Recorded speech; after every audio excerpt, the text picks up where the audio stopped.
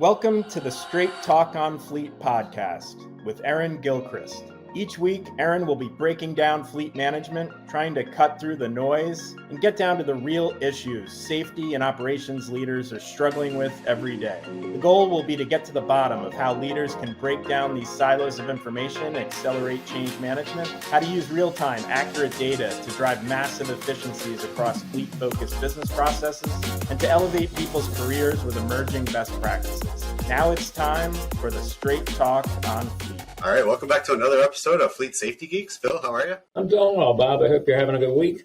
Doing great. We are here starting our multi-part series on developing a fleet safety policy, much anticipated podcast that Phil and I have been planning for a while, and we're very excited this is starting. We have some special guests on today who are going to help us kind of get started on developing that safety policy. We have Cliff Mendelsohn and Erin Gilchrist. Cliff is an attorney with the law firm of Tucker Ellis, LLP in Cleveland, Ohio. Cliff's practice is dedicated to defending fleets in motor vehicle accident litigation and consulting fleets with how to make their fleet policies more resistant to attack and criticism during litigation. Again, I think that we need that because of all of the nuclear settlements that happen against fleets today. It's nice that we have someone defending us. Thanks, Cliff. I think everybody knows Erin. Erin Gilchrist Rugg is the VP of Fleet Evangelism at IntelliShift, where she serves as the fleet management subject expert from 16 years as an enterprise fleet manager. Erin, welcome to our podcast. Thank you. Thanks for having both of us. It's great. Phil, policy. Policy is important. I know that you've helped write policy with a previous role that you've had. When I started at the role I'm in, we had to write a policy and we just did a major rewrite. So I think there's a lot of intellectual knowledge on this podcast today to kind of help us get us started. What do you have to say about policy, Phil? Well, I'm trying to think which motivational speaker I once saw. It might have been Zig Ziglar, showing how old I am. And he said, you can't score any baskets if you don't have goals. And that's what it comes down to with a policy. I mean, you have to have those policies because there has to be accountability, right, for the people who are driving the vehicles. And if you don't have a policy, a comprehensive policy, and it needs to be, and we'll get into that, but it needs to be continuously, it needs to be a living document that's updated when it needs to be updated. But yeah, policy is vital. Yeah, you're absolutely right. As I just said, when I got to the company I'm with 8 years ago, I wrote the policy.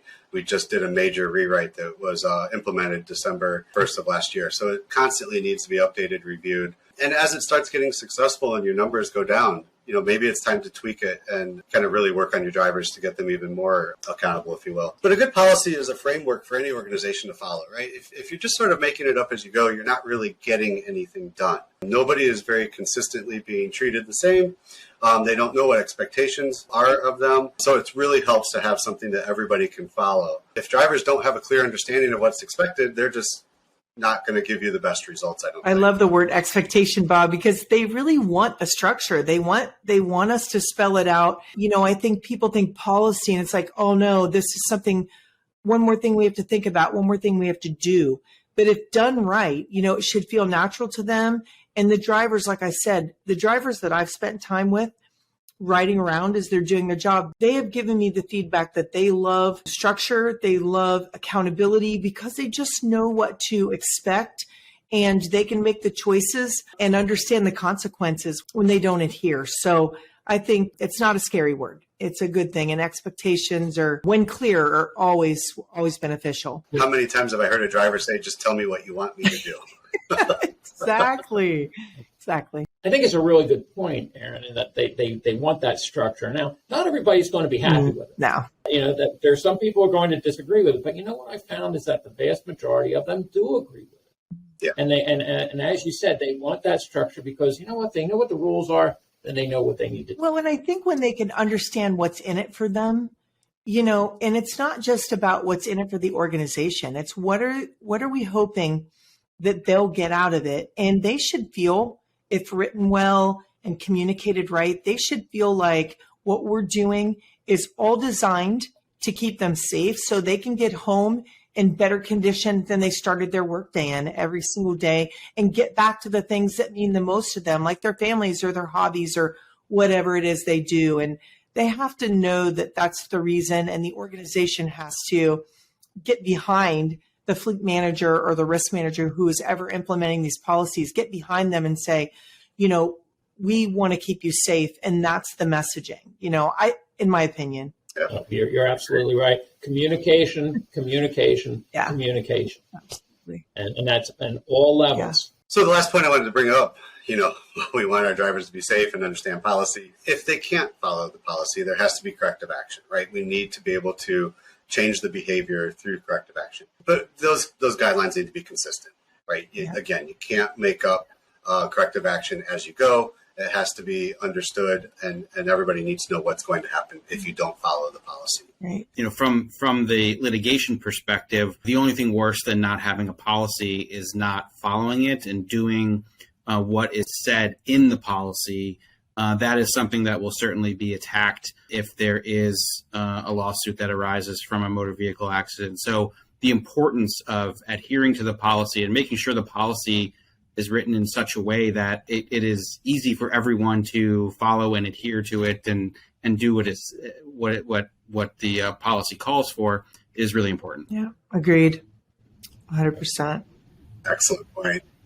Great to have an attorney on to give that kind of feedback and point of view, because that's one thing that we don't always think about until we're in litigation. And that's too late, Bob. It's at that point, right?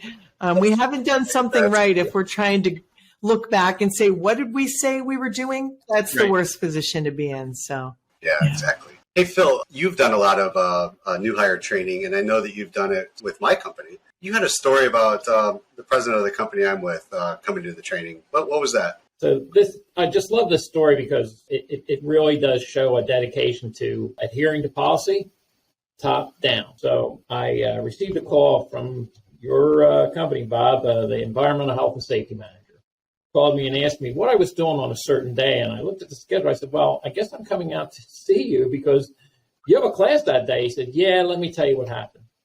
So the CEO of the company had actually had a meeting with his senior staff. The H&S manager was in that meeting. And he said, listen, policy is you get a violation, you have to go through the driver training. On the way home that night, he got a speeding ticket. And guess who showed up at the class? And what was really cool about that, so got in there, set up the class. Some of the students were coming in, greeting them, and here in walks the CEO. And everybody did like the double take, like, what are you doing here? And he said, you have to go through it? I have to go through it. And he was a fantastic student, by the way. I did the driving with him and everything, was not scared. It was really just a cool moment, and it just shows, top-down dedication to that policy. And that is exactly what Cliff was talking about, is that, it has to be adhered to. Once you have that in place, you better be ready to go.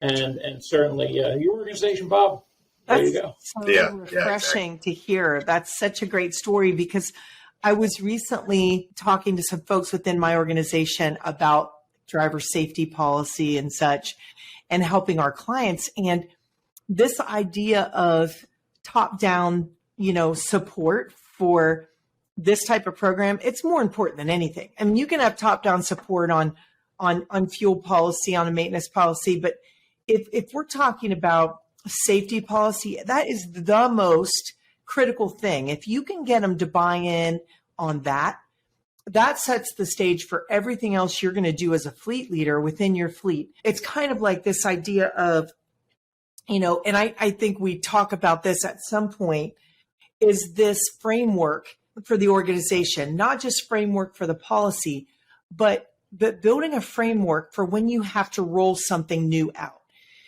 something that is consistent and repeatable and starts with this team of people around you. And I know, Bob, we've talked about, who should be in the room, who are those key players, but getting those key players around you as a fleet leader and influencing them that what you're doing is mission critical. What happens, what can happen if there's not a good driver safety policy, and show those examples, spend time talking about stories like Phil's and stories from other fleet leaders and things you've learned in your experience to say, here are the things that can happen when we don't have a solid safety policy. And then let's not do this out of fear. Let's do it out of, this is the right thing to do for all the reasons that we've already talked about and that we will talk about on this podcast. But I think the critical thing is if you can build that right team around you, they're going to help you drive those policies and convince the C-suite that, hey, look, I've got this team around me. We're all on board. There's nothing at that point that the C-suite can do but get on board and say, okay, well, thanks for doing all this work. Thanks for getting all the right people in the room. And then that C-suite, whether that's the COO or CFO or CEO, should be all of them, should be giving the communication or video messaging out to the organization to say, here, we've launched the new safety policy, or we've rewritten the new safety policy. Here's what we're talking about. This is mission critical for organization. And by the way, we're going to do all the things necessary, and we're not going to treat ourselves any different than our driver population out there, who are the bread and butter of our service organization, for example, right? So I think once you do that once and it works, then think about all the other things you want to implement in your fleet. Can just continue to use that same team for fuel management and sustainability and maintenance management and all the new things, new tech stacks that you're trying to implement.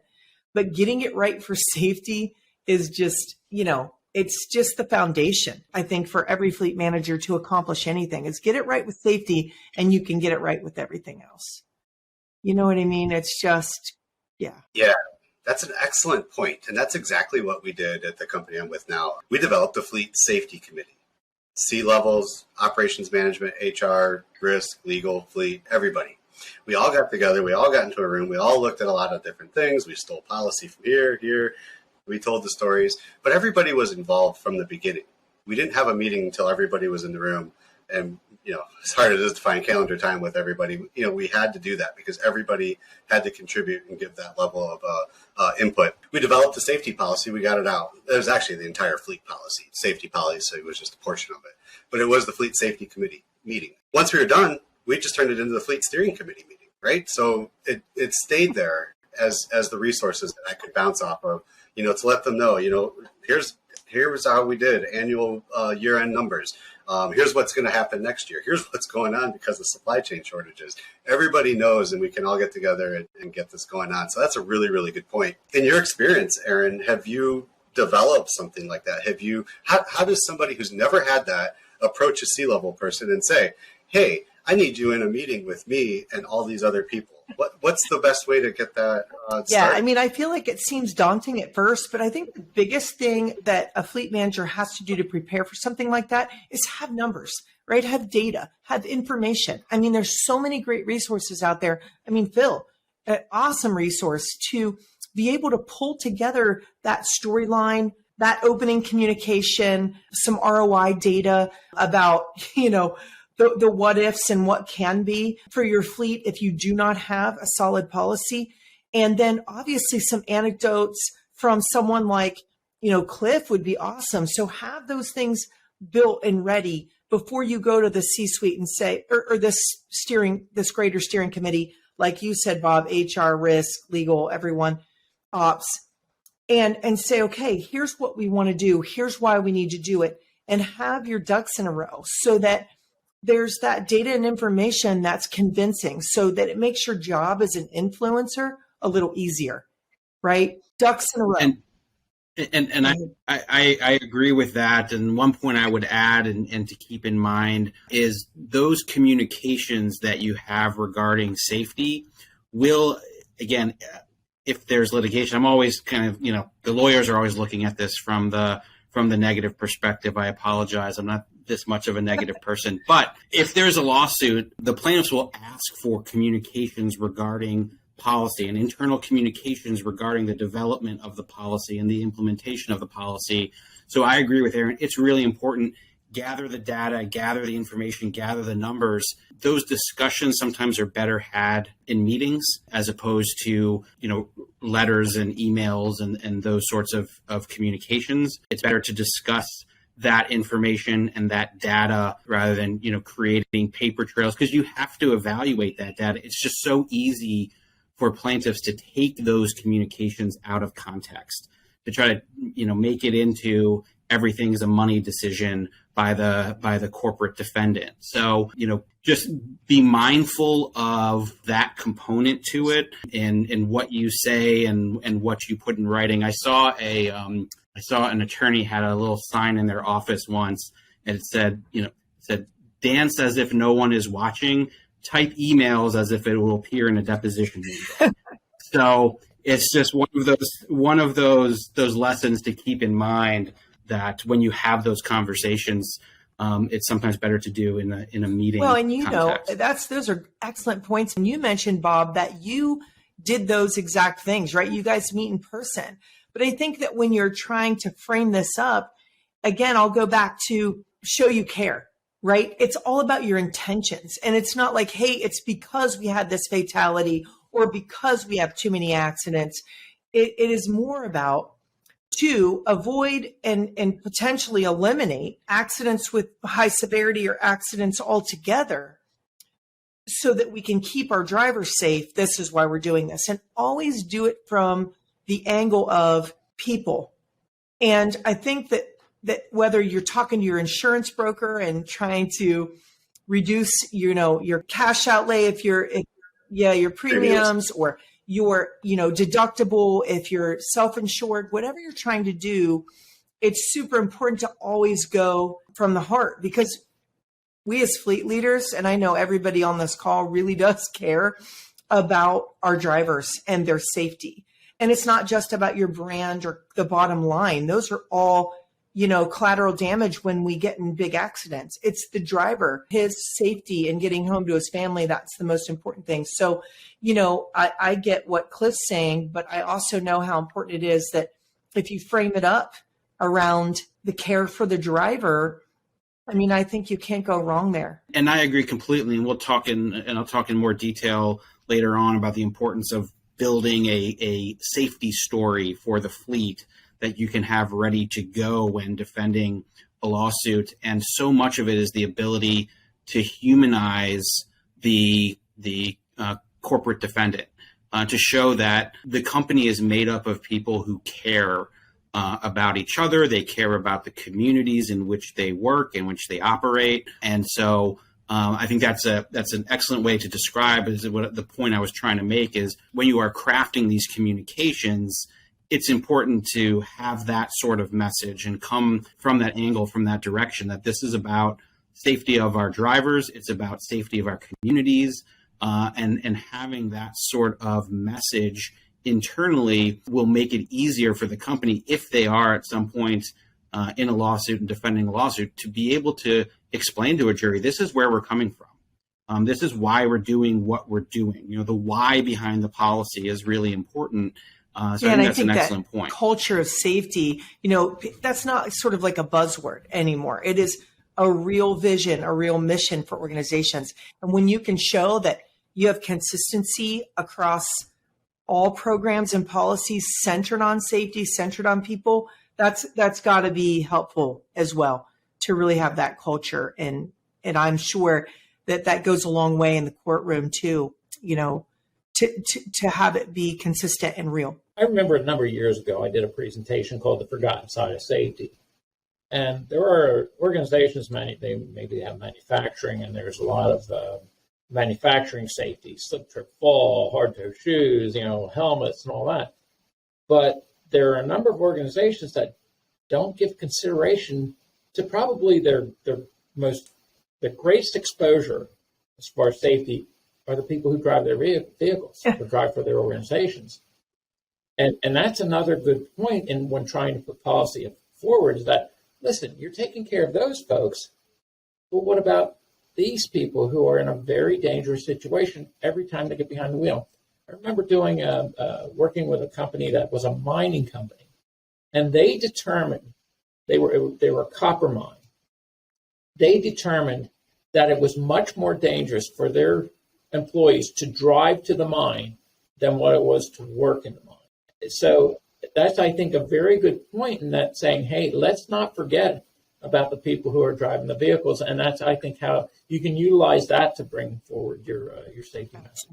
Yeah, no, that's great. I love that. So we're getting a lot of good points here. And anybody that's tuning into this podcast and saying, when are they going to talk about writing this policy? We're not there yet. This is really just getting started. There's a lot we need to do. Cliff is going to talk more about, developing a safety story.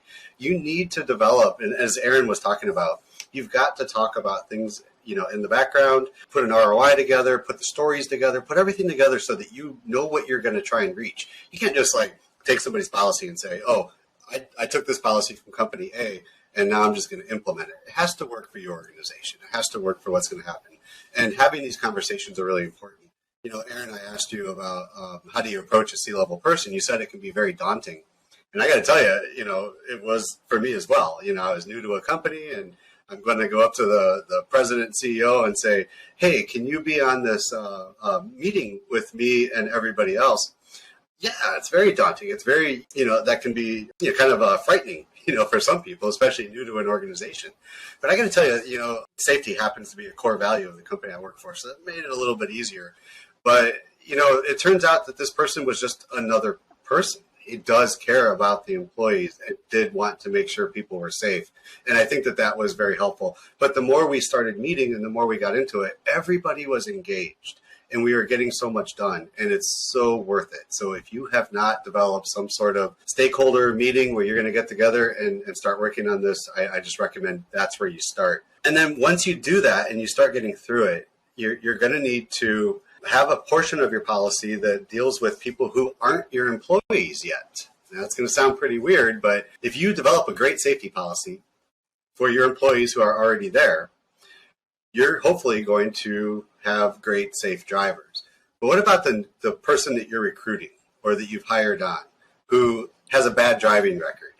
Phil, I think you said this once to me before, but if you hire a bad driver, you're going to get a bad driver? Exactly. Why hire a problem? Yeah, right. Fairly simple to me, but yeah, they do. Oh, well, they're going to be a great salesperson. Really? It's the same as the risk you put yourself at when you identify behaviors with the driver and then you address the driver and the behaviors don't improve. And the policy that you spend so much time writing, you let it fail you because you've kept that driver on because, wow, they're your most productive technician at whatever they, do at their vocational work. I've seen it happen. And I'm sure we all have. And that is worse, I realize, but then bringing on a new hire and not properly training them or knowing they have issues because you've run an MVR or some sort of background check and still bringing them on because you're desperate in this environment of really needing workers. Right. You're asking for a problem. Yeah. Well, it goes back to Cliff's point where, if you don't follow your policy, you're going to lose in court. But Cliff, you're also going to tell us, you talked about developing a safety story. We're talking about background checks. We need to run good background checks. The company I work with, everybody from HR, and right now, everybody's either quitting or hiring or we're growing and there's tons of new hires coming. Every 5 minutes, I get an email from HR. Can you grade this MVR for me and tell me if they're a good hire? Listen, I have other things to do than just look at MVRs and tell you if this person should be hired. So I actually developed a little scoring system. We're going to talk about that a little bit. But, part of it's the negligent entrustment. What if you hire somebody where they have a DUI? And it's but Erin, you mentioned it's a really tough environment. We need to get people on board. Let's bring them on anyway. I think there's something called negligent entrustment you're going to talk about a little bit here, Cliff. But we developed something where I was able to create a matrix and then just send it back to HR. And now the HR people during the background checks can look at it and say, oh, they had a minor infraction in the past 3 years, and then it continues on. It's like a decision tree where they just continue moving forward. At some point, it either says, yes, they're a good hire, or yes, but it needs senior management approval to let them know they're going to start at a high risk or medium risk driver. Or no, absolutely, we cannot bring this aboard. And it makes it so much easier. It's in black and white. It's actually a standard operating procedure because making it policy would have been very difficult. But I'm sure that they're also looking for some leeway there. But I got to tell you, it's working. The MBR, the HR people who look at the MBRs love it. And they are able to make that decision without having any kind of gray area or different HRs with different business units making different decisions. So, Cliff, you talked about a safety story. What do we what do you got there? What are you going to do as far as a safety story? So you've mentioned, Bob, the nuclear verdicts that we've been seeing more of in the legal realm, and I have done presentations on that. That's easily an hour presentation in and of itself as to how and why those verdicts happen. But one of the main reasons, there was a couple of recent studies have shown, one of the main reasons is plaintiffs are really good at telling stories. At the end of the day, trials are about who tells a better story, who is able to move the jury with the story. And plaintiffs, particularly in personal injury litigation, are often in a very good position of being able to tell a sympathetic story about an individual who has been injured and how their life has changed. And what happens oftentimes in lawsuits is the defendant is forced to defend, the accident and how it happened, and it becomes a very technical defense. And what companies are realizing, and what attorneys who represent defendants are realizing, is you have to do a better job of telling the defense story. As I said before, companies and the clients I've worked with and the companies that I've worked with, they're made up of dozens upon dozens of people who truly care about safety, who are working towards safety every day in, day out. That's what they're doing. And it's really important for a company when defending a motor vehicle accident lawsuit to be able to tell that story, to be able to show what the company does day in, day out, the people who are doing this work day in, day out. So a jury can understand, an accident did happen, but a jury can understand all the steps the company does on a daily basis to not only keep their drivers safe, but to keep, others on the road safe. And it's really important to personalize the company and to develop this story. So, as Bob was talking earlier, they've put together a safety committee. I'm not sure if that was the exact term, Bob, but you have the people there. It's really important to be able to identify the people in your company who can help you tell that story in front of a jury, who can help tell a jury all the things the company is doing, from hiring the driver to training the driver to supervising the driver to disciplining the driver if necessary, at all steps along the way, to be able to explain everything that the company's doing day in, day out. So it's much harder for the plaintiff to try to distort and paint the picture that this is a company that doesn't care. And so gathering the right people, gathering the right documents, gathering all of that information that can help you tell the story, and hiring obviously is one really important aspect of that. What is the company doing to vet drivers, and how is what the company is doing, how is that reasonable?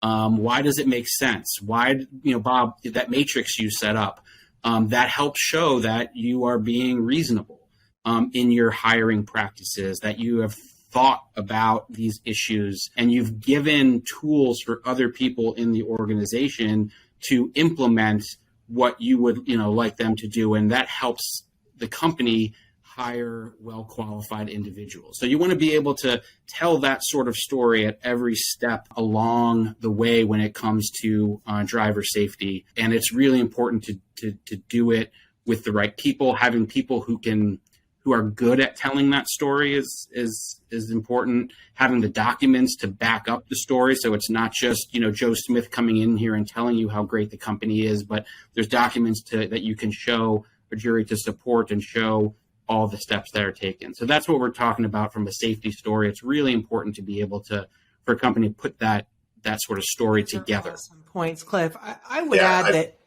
and I know this is a controversial topic, but at the end of the day, if you don't have tools and technology that can help exonerate your drivers, in my opinion, as a fleet leader for so many years, you're missing the boat.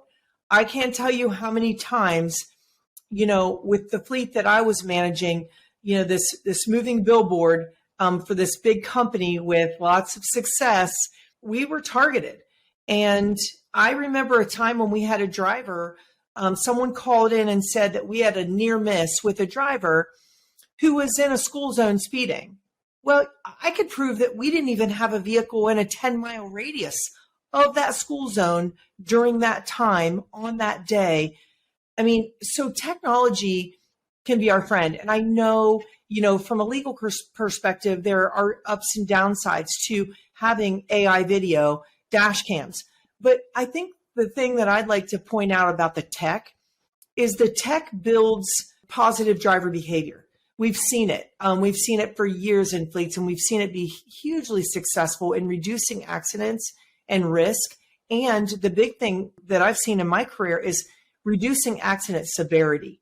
So when we do get in an accident, it's not something that is, causing catastrophe or fatality. So, I think that we could talk about tech for a long time, but generally speaking, what I've seen in my experience is that tech forms good habits, and it helps drivers develop good driving habits when maybe there's someone who's prone to speed or hard corner or harsh brake. Those are indicative of other things, right? Risky behavior. They're indicative of people who take risks in their life.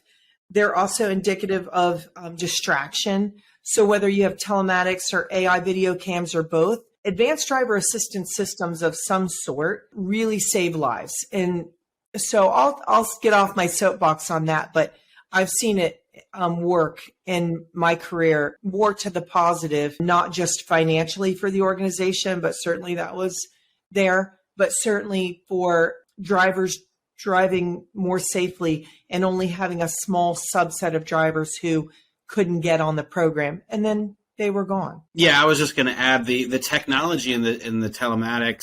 Erin, you kind of raised the point. It is a bit of a double-edged sword from a legal perspective.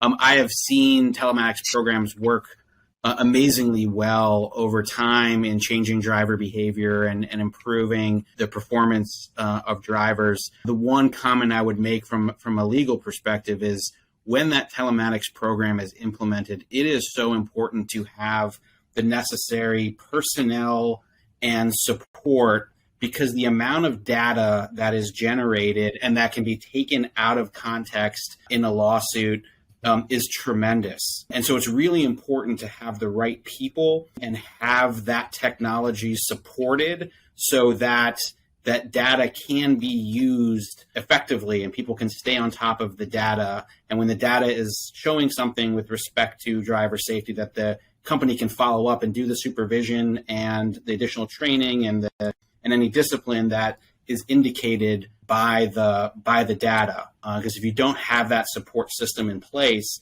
you're just generating a whole bunch of data that can and likely will be taken out of context in a lawsuit. So it's really important. Again, it's similar to the policy. Once you have the policy written, you have to enforce it. Once you have the technology, you have to have the necessary support structure to actually follow and keep track of and act on the information. I love that point because, data is our best friend or our worst enemy, and everything's discoverable. And Cliff, you said something really, really important. It's about whatever you do, it's got to be part of the policy, right? So if you have tools and technology, they're part of the policy. How you're handling data, how you're handling reporting and analytics. What do you do when you find a driver that's out of scope? All those things should be built into the policy and have that top-down support so that everybody's on board, that when things happen or when we have near misses, that we're addressing near misses like we're addressing accidents. It's just so, I agree 100% with the points you made. I think you can't in this day and age operate a fleet completely safely, considering distraction and all the things going on without some kind of tool and technology. But again, it is all about what you do with the data and the information that you get from it that will make or break you. So those are excellent points. What we often tell our clients as well is to be clear up front as far as explaining why you are using a particular technology. So, for example, I'll go back to telematics. We've had companies say, look, we're implementing telematics. It's not a perfect system. We're not comfortable making discipline and firing decisions off of this new technology that, sometimes it's reporting speeding and the driver saying they were on an access road, they weren't. or they were on the highway, not on the access road, and it had them on the access road and there's a speeding incident and this, that, or the other. So we've had companies say right now, as we're just adopting it, we're using it for training purposes. We are using this for education purposes. We're not using it for qualification of drivers, for firing drivers, unless, of course, in egregious circumstances, but we are using it primarily to figure out who needs additional training. And having that communication up front as to why they're using it makes it much easier, at least from in my context, in defending that policy and the use of that data and what the company did or didn't do with that data when there's an explanation as to how and why the company is using the data. So that's I think, an important point as well. Yeah, I think you're both saying that, you need to have things in place before you go there. I've said that a million times. It's worse to know and not do something than it is not to know. Not running motor vehicle records is a terrible thing. But running them, finding out you have problems and not doing something about it, it's even worse. Yeah. And Cliff, you know that everything gets discovered. Cliff, certainly don't have your experience in court, but I reconstruct crashes. I've had to go to court a number of times for crashes I've investigated. And the joke I make is I say, they'll find out. They'll say, hey, look, we have his kindergarten records here. He did not play well with others, and he's driving their car. And that's an exaggeration, but not much. So you have to be prepared. And Erin, you're exactly right. With policy and then the people in place to take care of those things. If you're going to use technology too, and Erin, you said it, make sure that technology and how you're going to manage it is in your safety policy. It needs to be there because, again, discoverable, you need to do it. But you also need to make sure that framework is there so you know what you're doing. And we keep talking about telematics, but I think we've talked about dash cams and how you manage dash cams. I've had drivers have something reported, and they came back and said, well, here's my dash cam that proves I didn't do that. And I said, why do you have a dash cam? And it's like, well, because it was cheap and it's going to help me in case somebody hits me and I can prove it was their fault. I said, it can also be used against us if it proves that you were at fault. So we can't just have people putting technology in the vehicles that's against the company policy. We need to make sure that if there's going to be something out there, it's researched, it's understood, it goes to the fleet steering or safety committee, and everybody understands how it's going to be used, and then policy is developed behind it. If you're going to have dash cams, have policy, and then put it out there and tell people how to use it. If you have drivers that have dash cams, tell them to take it out until you have policy. I think that's just really important. It's just another piece of technology that just keeps getting developed that doesn't cost much and people think it's going to save their good points. So, Cliff, I mentioned it earlier, and I'm hoping you can kind of, talk about it a little bit more, but negligent entrustment. You've told us how to develop a safety story and putting all that stuff together. But what if we do hire somebody that we're aware that they did something wrong in the past? Is there any kind of liability if that similar incident happens again? That's a good question. So negligent entrustment can take a number of different forms. I kind of group all of those claims under the umbrella of negligent entrustment, but there's negligent hiring claims, there's negligent supervision claims, there's negligent training claims, and they all kind of go together. From like the hiring perspective, for example, and I should step back and say the standard of care that a defendant is held to in pretty much every state in a negligence case is reasonableness. Did the defendant act reasonable? Did they act in the way that a reasonable person in his or its position would have acted under similar circumstances? A defendant does not have to be perfect. Now, plaintiffs have a number of tools they use and strategies they use to try to paint the picture that a defendant should have been perfect, that a fleet should have been perfect. And they do that for a number of obvious reasons. And there are many plaintiff lawyers who are excellent at doing that and kind of imposing this inaccurate burden on the defendant and on the fleet in a lawsuit. But the actual law in most states is that the defendant company had to have acted reasonably in its practices. So obviously there are nobody is perfect. Companies are going to be hiring drivers. You do your MVR and you see sometimes that there is a history. There are prior accidents, there are prior citations. The companies and the fleets what the fleet has to do is demonstrate that it acted reasonably in its hiring decision of that person. So having policy in place, having a matrix, having a decision tree, having something in place that can be used by the company to make those hiring decisions goes a very, very long way to being able to demonstrate that the company acted reasonably. People probably can and will disagree on some of the details on some of those decision tree processes or what have you. But if you can show the how and the why of what you did in the hiring practice, and it wasn't simply ad hoc and, depending on whose desk the decision fell on, and it wasn't arbitrary and the hiring decisions haven't been inconsistent over time, then you've demonstrated reasonableness. And that is our goal when we talk about developing a safety story, is if you can do that at each step along the way, at hiring, training, supervision, discipline, if you can be able to explain at each step what you do, why you do it, how you do it, then you go a long way to just being able to show a jury and tell that story. We are reasonable. We are safe. This is what we do. So that's kind of how how that safety story fits in the hiring component. That's interesting. So I've always operated because people have told me, if you know somebody has a DUI, don't ever hire them because you're in trouble. That's not necessarily the case, though. So if you're taking reasonable action to look at something and put some sort of guideline behind it, then you're probably reasonable and doing the right thing.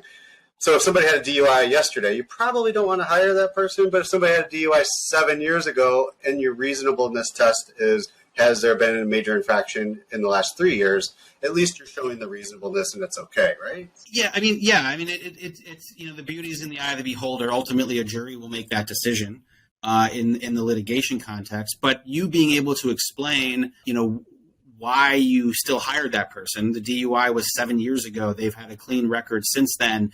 And maybe even be able to explain the person went, to special training after that DUI, or they went through a program. You've had the discussion with them about the importance of it and what happens if there's any further infraction, just whatever the policies are, then otherwise, there's a ton of people who are never going to be able to be hired. Same thing with citations and prior accidents. So it's just a matter of being able to explain and show that it was thought through. It wasn't arbitrary.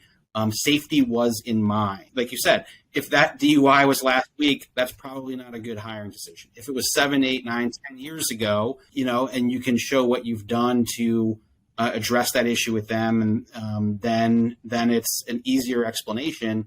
Again, at the end of the day, in the litigation context, the jury's going to ultimately make that decision. You want to arm them with as much information as you can as to why your action was reasonable. Yeah, makes sense. Not to scare anybody, but you could get taken to court and have juries actually reviewing your policies. That's kind of why we're talking about it from this level. So it's really important that you look at some of these things, and it's really great to have you on, Cliff. I really appreciate that, and Erin, to have your perspective on this too, with your experience. So I think it's really important that people know. Yeah, it's like you talked about having legal in the room. On your steering committee, Bob, it's just really important they have that perspective that we don't have, just like HR does and the risk or EHS team has. Fleet managers, we can do a lot. We know a lot. We have a lot of experience, but we aren't experts in all of these areas. But sometimes we're forced to wear all these hats. And if you, again, it's just surround yourself with all those SMEs who can help you think of all the things that you wouldn't have thought of. And those are all the things that Cliff mentioned. Seem scary, but super important. And if you develop the right kind of policy, then you're going to be able to avoid a lot of these things or help yourself when you're in a situation where you happen to have to go to court. So, yeah, it's so important. Wait, Erin, are you trying to say that a fleet manager is not a financial analyst, a vehicle engineer, an HR specialist, and a legal representative of the company? Although I know I'm looking at you guys, and we do this all the time, and I love talking to as many fleet managers as possible, always saying like, hey, you're not alone in this. Just surround yourself with the right people. And Bob, it seems like that's been really successful for you, and it's been successful for me in the past too. I worked for a pharmaceutical for a number of years, and I have to tell you, I had legal and HR on speed dial. They knew me, I knew them. Dealing with about 3,000 drivers, and they can do some things. So you have to partner with the people within your organization.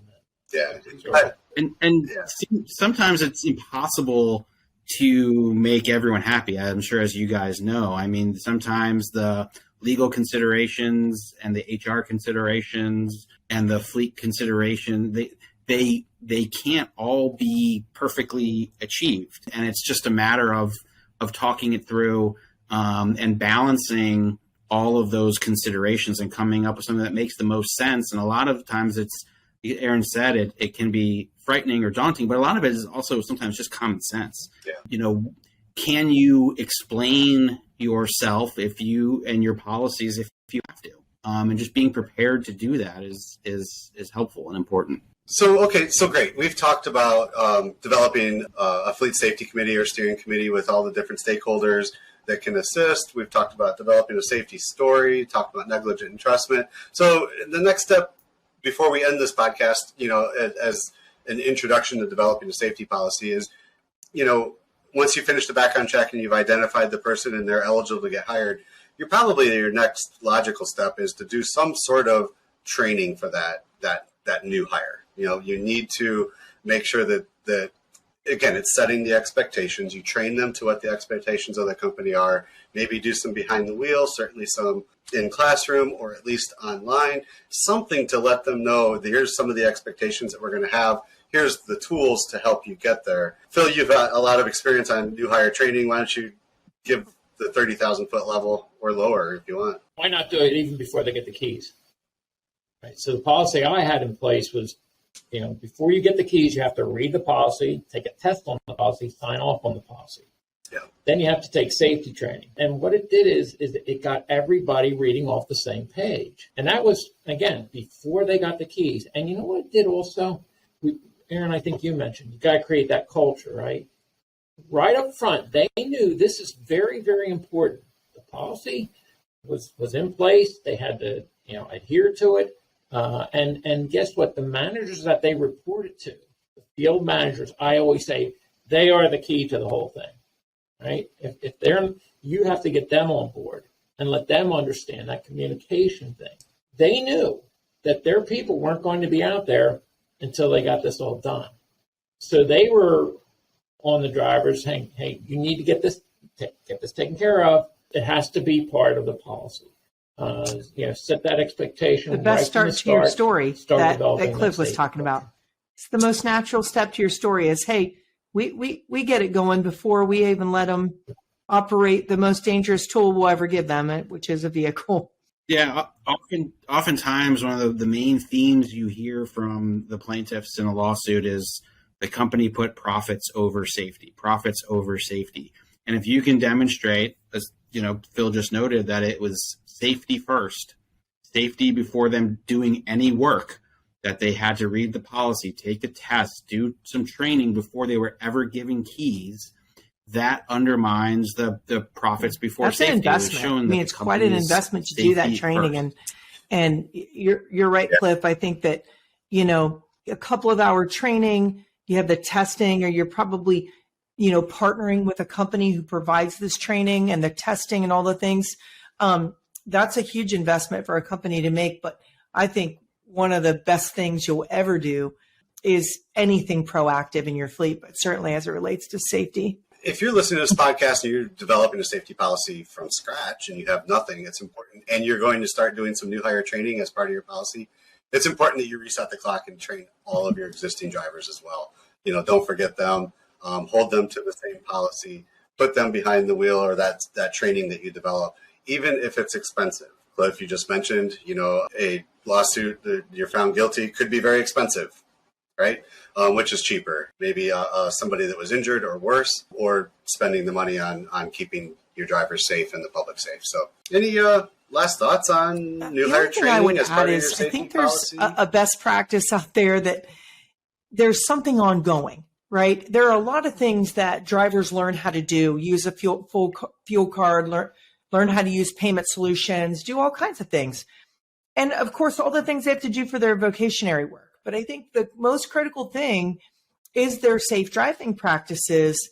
So it's kind of like if you're going to have them retrain on new vehicles they're going to work on, if they're a mechanic, or all the things that we do for continuing education for vocational workers, why on earth wouldn't we do some sort of annual policy review, quick quiz, and sign off on an annual basis? I mean, it could be an investment of 15 minutes, a half an hour per the associate. I know it's an investment. It goes back to two things. One, everybody's reading off the same playbook on a consistent basis.